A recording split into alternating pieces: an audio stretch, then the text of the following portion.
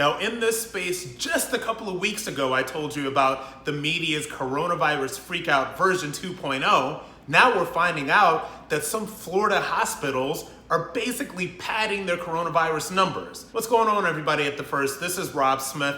And look, if you've noticed over the past couple of weeks that after all of the riots happened, there was a return to the coronavirus freakout from the media, and they have attracted their attention with laser focus on Florida. So now Florida is the new epicenter of the coronavirus. Now Florida is where coronavirus is spreading, and it's so scary, and it's all of these different things that are supposed to deflect from what's going on in New York.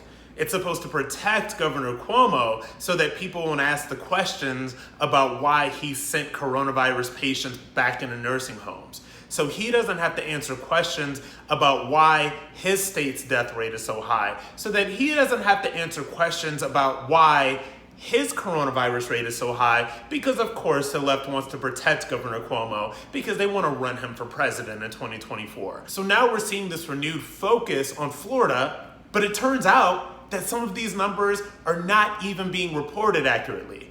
Now, a local Fox News investigation in Orlando found that a hospital was padding its coronavirus infection numbers by upwards of 90%. One hospital that they looked at wanted to portray its coronavirus positive results as 9.8%, and somehow that changed into 98%.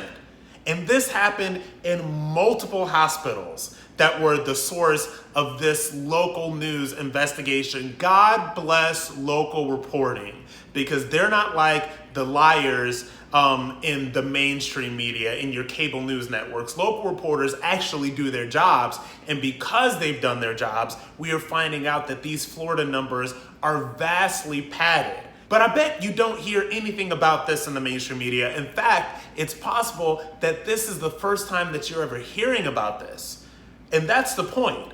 Because the question I have is that if we are just now hearing about all of these hospitals in Florida padding their numbers, and this is a sample of maybe 10 to 20, God knows how many other hospitals, not only across Florida, but across the entire United States, have been padding their coronavirus numbers. So the question is not how many other hospitals are doing this, but why this is not a national scandal, why this is not national news.